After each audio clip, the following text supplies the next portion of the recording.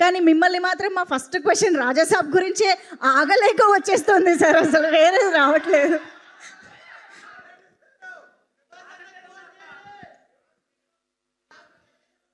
ప్రస్తుతం little hearts enjoy చేద్దాం.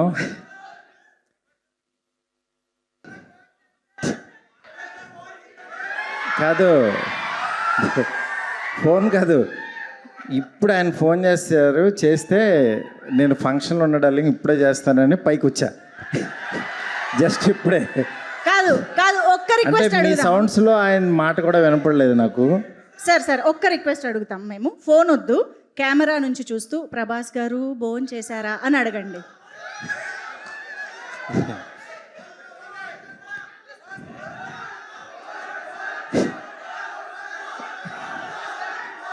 కాదు గురు, నేనేదో మాట్లాడదాం అనుకున్నాను.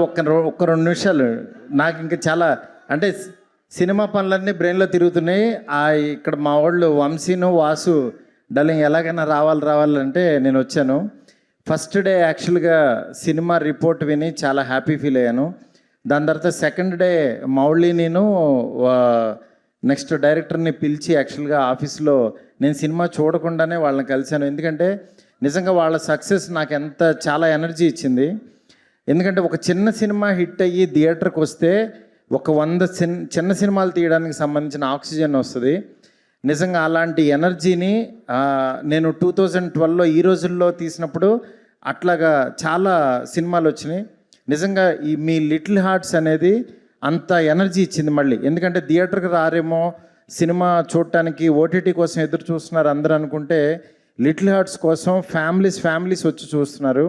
ఇది నిజంగా మనం మళ్ళీ ఒక కొత్త పాత్ చూపించారు వీళ్ళు. నిజంగా వాళ్ళందరికీ ఎంత అభినందించినా సరే తక్కువ అవుతుంది. దీనికి యాక్చువల్గా ఈటీవీ నితిన్ రెడ్డి వాళ్ళు, యాక్చువల్గా మా ఫ్రెండ్స్ వాళ్ళు, నిజంగా వాళ్ళందరూ సంకల్ప బలం ఇది. దీన్ని ఇంత గొప్పగా ఆదరిస్తున్న తెలుగు ప్రేక్షకులందరికీ కూడా చాలా చాలా థ్యాంక్స్. అసలు ట్యూన్లో కాత్యాయని అని పేరు పెట్టి బాగున్నావని అడుగుతున్నాడంటే అసలు చాలా విచిత్రం అనిపించింది. భోంచేసావా?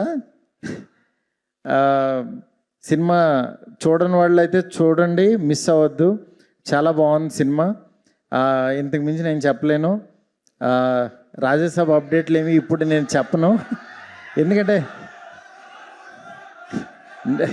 నాకంటే ఎక్కువ మీకే తెలుసు నా సినిమా అప్డేట్లు మొత్తం. సినిమా ఆల్మోస్ట్ మొత్తం అంతా అయిపోయింది, సాంగ్స్ ఉన్నాయి. అందుకని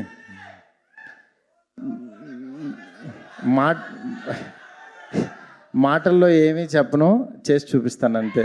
okay, thank you so much. Thank you.